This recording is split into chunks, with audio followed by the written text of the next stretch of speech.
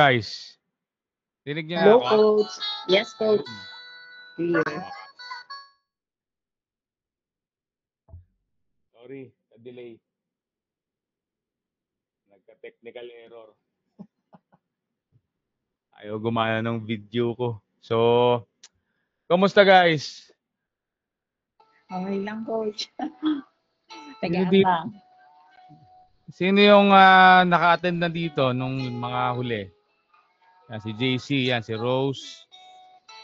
Si Flore, naka-attend ka na ba? First time, Coach. Okay, nice, nice. Si Ronaline, parang familiar yung pangalan. Naka-attend ka na ba nung una? Yung una po, sir. Yung una. Sino pa yung iba? 6 tayo dito eh. Teka. Hindi. Okay. 4 lang tayo. Yung note taker ko yung isa. Okay, teka. Wala na bang join?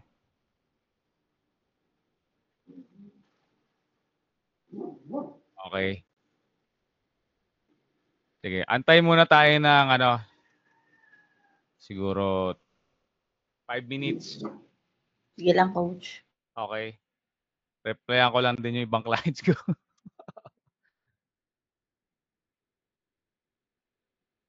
Okay. Wala naman.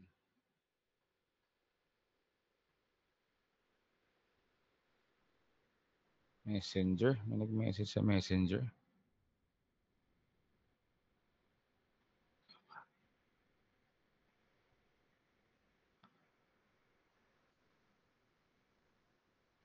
Ang daming nag-sign up pero parang mas konti yata tayo ngayon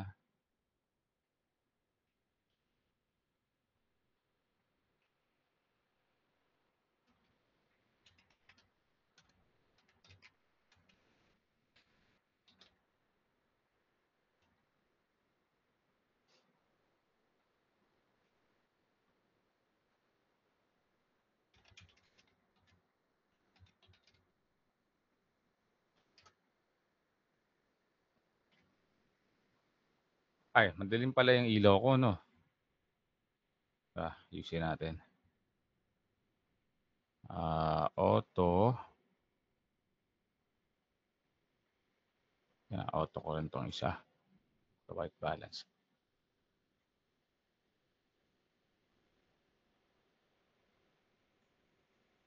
Okay. Try natin tong kakasubscribe ko lang sa Google Meet eh. Sana hindi maputol. Na ba magjo-join?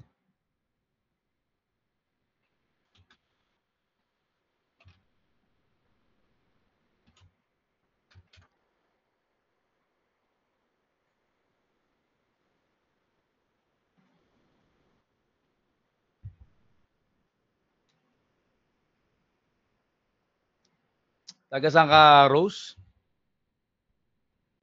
From Tarlac po, Coach. Tarlac. Saan sa Tarlac? Tarlac City po ako ngayon mismo. Okay. Taga dyan yung nanay ko eh.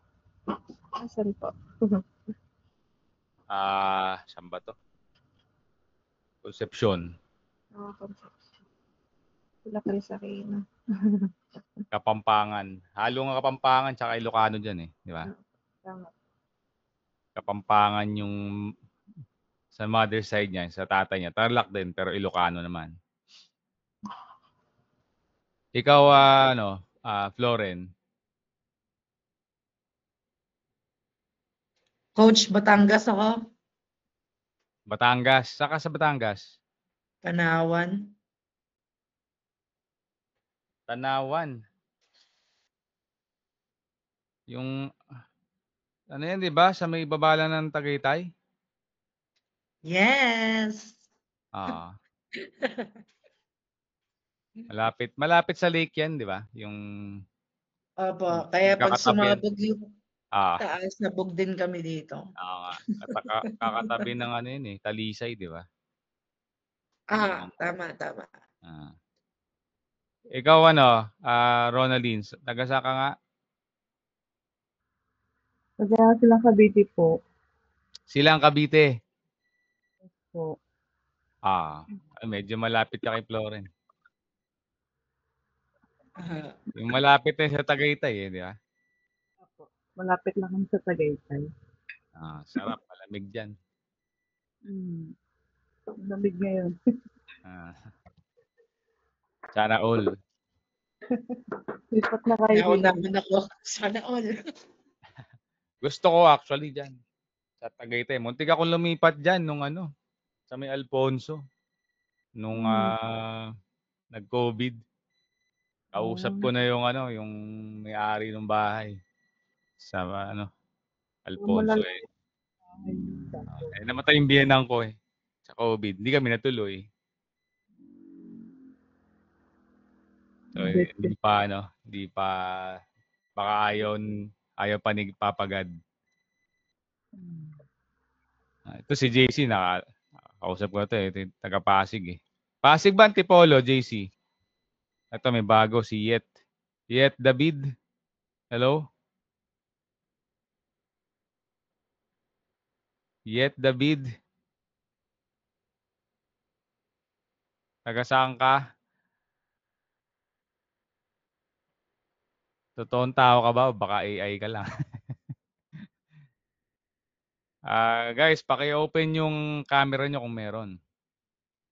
Konti lang naman tayo dito eh. Tsaka sanayin nyo na yung sarili nyo din. Yan. Si JC, taga ano ka, di ba?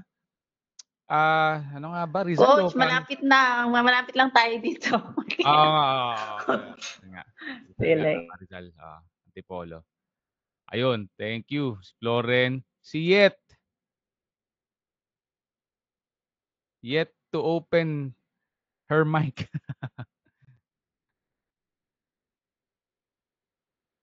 Ay, asan na? Ayun. Good morning. Good morning, Yet. Taga saan kayo, Yet?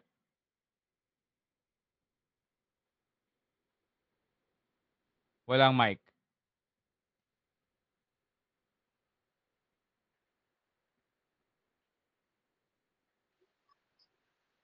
Yung Cavite po. Imus Cavite. Okay. Sino dito yung mga nagfi-freelance? Nagfi-freelance ka rin ba, Yet? Magpi-freelance pa lang po. Okay, nagbabalak. Okay. Okay, si Floren. Si Rose. Ito, kilala ko na itong mga to eh. Si Floren, nagfi-freelance ka na? Ilang taon na? Nung nag-start ako, Coach, 2016. Matagal ka na. Apo, Matagal ka na rin. Coach. Halos 10 years na. Nauna lang ako sa yung konti. 13. Okay, si Ronaldine, Mag-start pa lang, Coach. mag-start. Okay. Para ginigauge ko lang yung audience kasi. So, meron tayong matagal na. Parang advanced na si Floren. Anong niche mo? Ano po, marketing at saka e-commerce. E-com. Ano exactly ginagawa? Hindi po, depende po sa platform. Bali, Amazon, Shopify, Etsy, eBay, Walmart, ganyan. Okay. Kaya lang po kasi, meron po akong isang kliyente po, na nagpapa-Facebook ads. Kaya parang nagustuhan ko yung marketing. Okay. So, parang ikaw lang yung may kasabay ka nung huli, ganyan din yung ginagawa. Pero mas matagal ka na doon sa kanya. So, okay. Gusto ko lang talaga nalalaman para baka mamaya pang beginners lang i-discuss ko, di ba? Hindi ka na hindi mo ma-appreciate. So, sige. Okay. Good to know. By the way, naka-record tayo ha. Para yung mga nag-sign up doon sa sinend ko na link, mabibigyan kayo nung replay ng webinar. Okay, so double check lang ako dito ha. Kaka-sign up ko lang sa workspace napuputol kasi nung huli eh.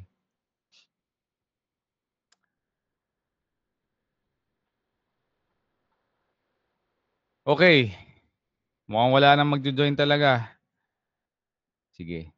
O kasi ngayon, free webinar pa siya ngayon eh. Binibigyan ko talaga ng oras, kaya swerte nyo. Wala kayong babayaran.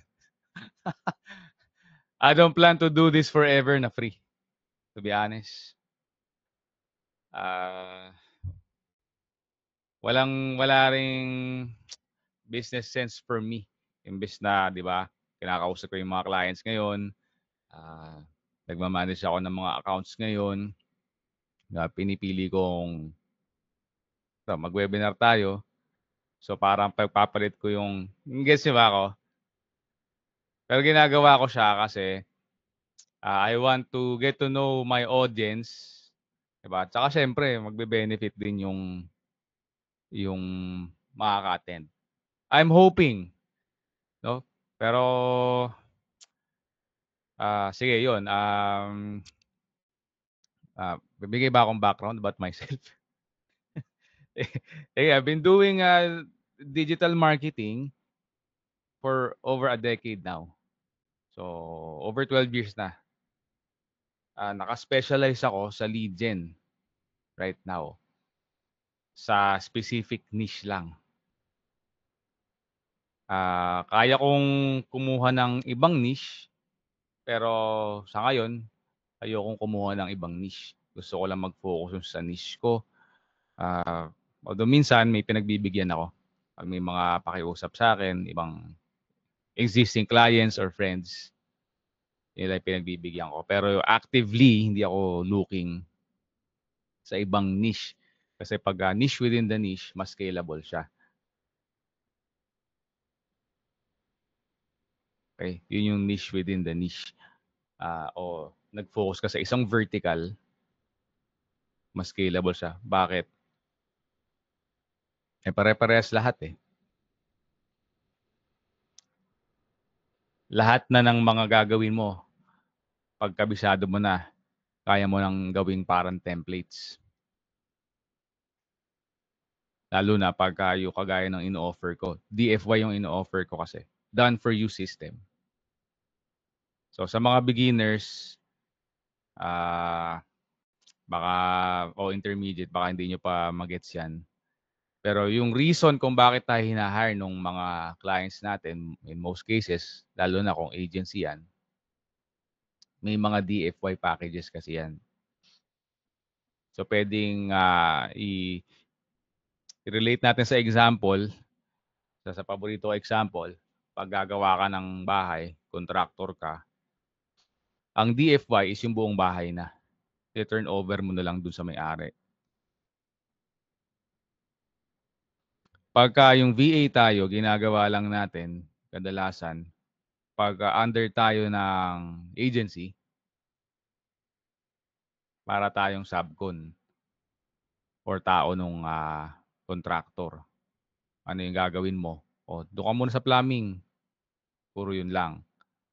O, doon ka, Windows. Gets nyo? Yung picture. Okay, so, pagka yung natutunan mo na, yung isang aspect as a VA, siyempre, kung nangangarap ka pa na mas lumaki kita mo, iikutan mo lahat ng departments. O, kabisado ka na yung mga plumbing. Andun naman ako sa sa mga electrical. Di ba? Ganun yun eh. Tapos civil, etc.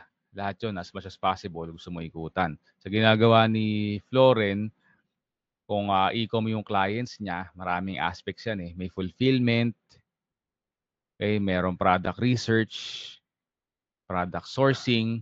Usually naman yan. Kung sa US ba ang Floren? So sa US, 90+% nagsusource pa rin yan sa China. Gusto niyang aralin yun kung paano ginagawa ng mga clients niya. Nagpupunta yan mismo sa China.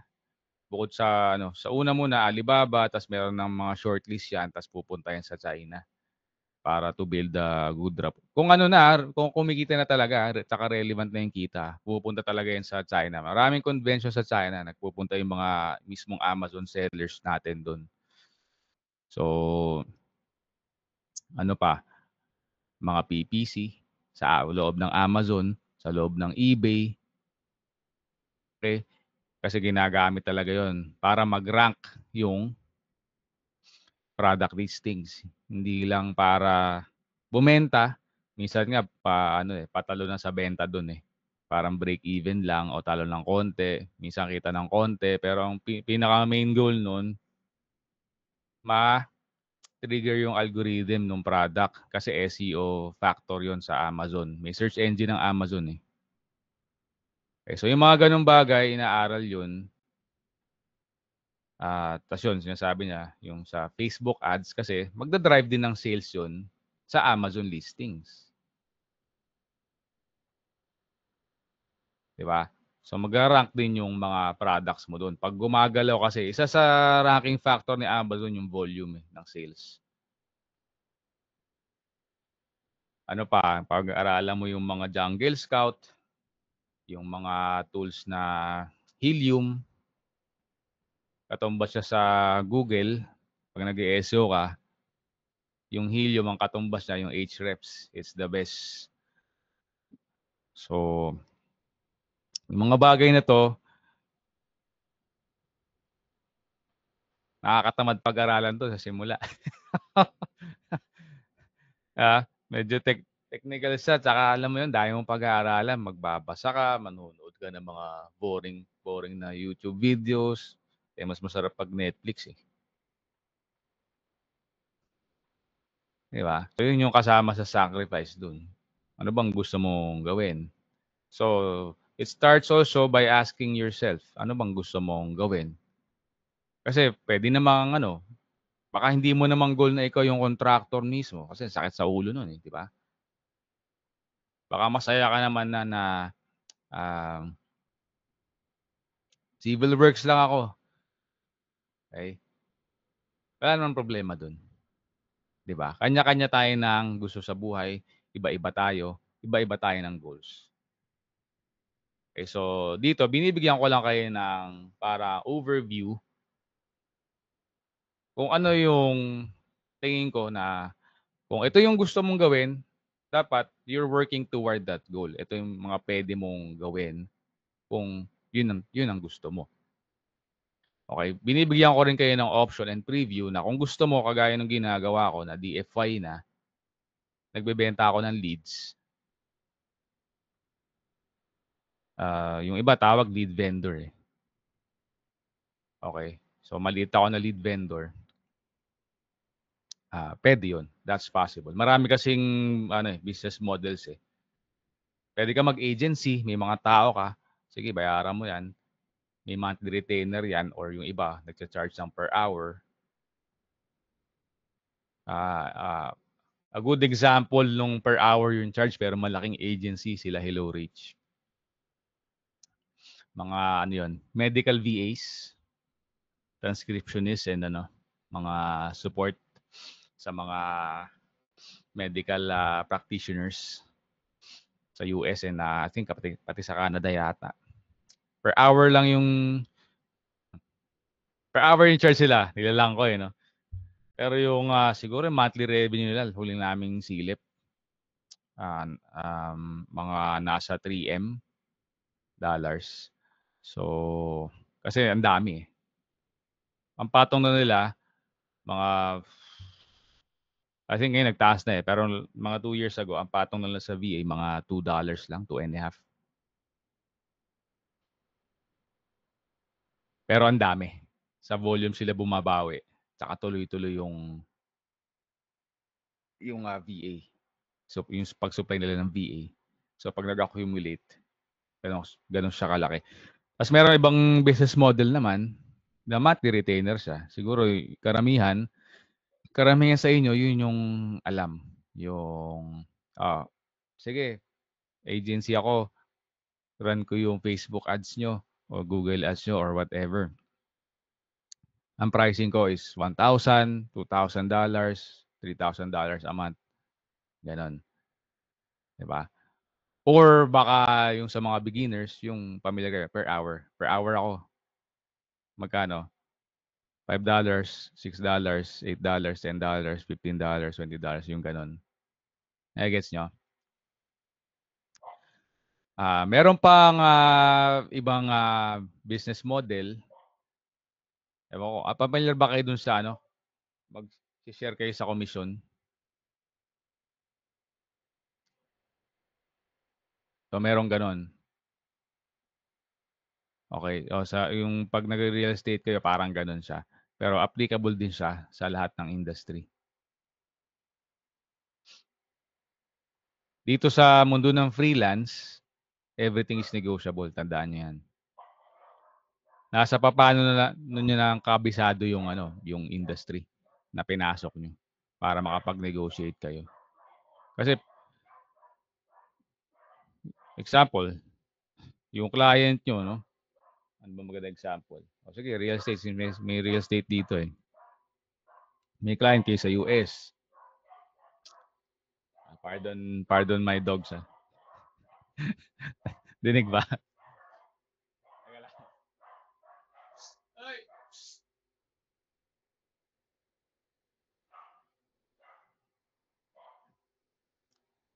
Teka guys can you give me a minute?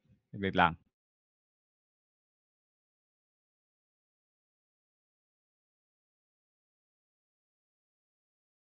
Kain tayo.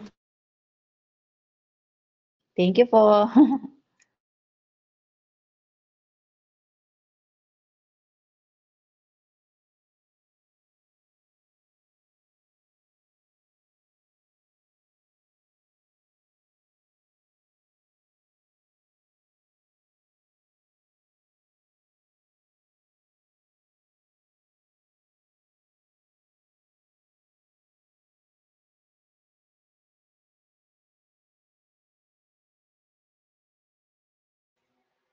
Hello.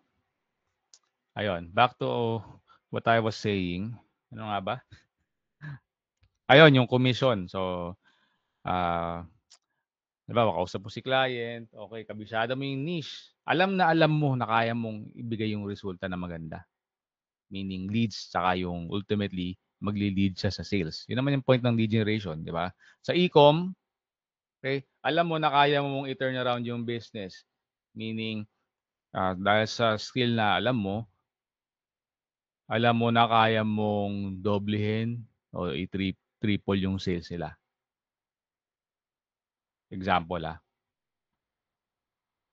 or pag nag-invest sila sa'yo, kaya mong i-10x yung ROI nila or more than 10x, for example. Okay? Siyempre, maraming nuances yun to do that. Pero my point is, sige, lalapit ako sa'yo. Nag-negotiate tayo, nag-uusap tayo, client negotiation. Bigla kang tatanungin, ano ang charge mo? O paano ang pricing nyo? Diba? Pwede mo sabihin yon. I won't charge you upfront, pero I will charge you pagka nakakabenta ka. That can be 5%, 10%, even 20%. Nakakita ko 20% sa industry ko. May nag-aalok sa akin. So, yes, that's possible. Although medyo mas mahirap i-track yun kasi that requires transparency din sa end ng client. Pero it's one of the more profitable way. Okay, kasi gano'n ka kumpiyansa eh. Pag, like I said, lagi ko sinasabi, di ba, sa mga previous meetings natin, invest ka sa akin client ng 1 milyon, balik sa'yo 10 milyon. Sinong stupido ang magsisay no doon na business owner? Di ba? Kasi they need to sustain the business and scale. Lahat ng business owners, yan ang gusto. Di ba? And if you can negotiate and communicate that clearly, and you have the portfolio to back it up, di ba? Kaya nga tayo nagbibuild ng profiles natin sa freelancing platforms. Di ba? Kaya tayo, after nung isang client, hihingi tayo ng review para ma-build yung profile. Ngayon, pag lumabas ka na sa freelance platform, di ba? dapat meron kang portfolio ng clients. May review ka, meron kang mga case studies. Parang resume siya, 'di ba? Yun na yung resume mo, yung sa Upwork or kung saan ka man, OLJ. Siya yung resume mo, Yun yung bini-build mo, para ipapakita mo. So, if you ask me, that's half of the negotiation. Kasi sisilipin ka ng clients. Bago pa kayo maghapon na call, sisilipin ka na niyan. Saka sisilipin. Kung sa Upwork ka, di yung profile mo. Kung sa OLJ ka, sa OLJ mo. Kung kagaya ng ginagawa ko sa website mo o sa LinkedIn mo, ganyan, sisilipin nila yan. Okay, pero my point is, ino-open up ko kayo sa mga possibilities na baka yung iba sa inyo hindi pa naiisip. Kasi ganyan din nga ako nung una . Okay na ako per hour. Pwede pala yun. Nung una ko narinig, sabi ko, $5 per hour, sa bahay ka lang, pwede pala yun. Starting lang. Parang sabi ko, masaya na ako sa 60,000 naman. 80K, masaya na ako. Kasi nasa corporate ako nun, sweldo ko lang yata 25. Ilang taon na rin ako nun sa corporate. Nagpaka-engineer ako. Tapos nagpapaka-alipin ako doon. Para tumaas ako sa ladder, tas ang tagal. Nakikita ko yung mga boss ko doon, mga superintendent, senior superintendent, manager. Sabi ko, abutin ako ng halos 20 years para makuha yung posisyon nila. That time, sweldo ng isang kilala kong superintendent to, nasa 80. Halos na siya, 20 years na rin siya sa company. Kaya nung sinabi ko sa sarili ko, ay, saya ko na sa 80K. Dami ko na magagawa. Diba? Makakapag-business ako. Diba? May freedom na ako kahit papano. Diba? Financial freedom. Diba? Pumasok. Hello, Sheila. So, yun, kasi hindi ko naman alam na pwede pala yung iba . So, yun na yung goal ko. So, tama naman, di ba? Nag-start ako kagad. So, na-open up ako dyan. Na-open yung mind ko nung mga siguro third year na yata ako sa freelance. Lagi kasi ako nag-aaral . Titingnan ko yung mga ahead sa akin. I suggest yun din gawin nyo. You're doing a great job kasi andito kayo sa webinar . Di ba? Shortcut to . So, wala kasing ganun din nung araw. Ang nagtuturo lang nung araw na Pinoy, pang beginners lang, yung Hilario. Hilario yung pangalan niya yung last name niya. Kalimutan ko yung first name. Yung tinuturo niya yung mga VA, gagawa ka ng WordPress, yung free lang, free na theme. Mga basic na pang general VA. Wala pang ang mga courses noon puro nasa US. Usually napo-provide sa akin ng mga clients ko, yung sa mga agency. Pero hindi pa uso yung mga ganito, dami nagtuturo, di ba, sa Pilipinas. Meron mga tribe community, iba-ibang community na. Yung iba nga, full-time na lang sa teaching, hindi na talaga magaling sa practice . Mas lumaki yung kita sa pagtuturo. So, Nag-drive ka din ba, coach? Hindi. Pero may mga kilala ako na nag-tribe. Nag-tribe ka ba? Ngayon. Ayun. Okay din yun. Marami naman kayo mapupulot dun sa tribe . Hindi, yung tribe kasi, coach, hindi siya more on skills, more on negotiation skills. Negotiation. Okay. That's good. Hindi na siya pang beginners kung ganun. So, maganda.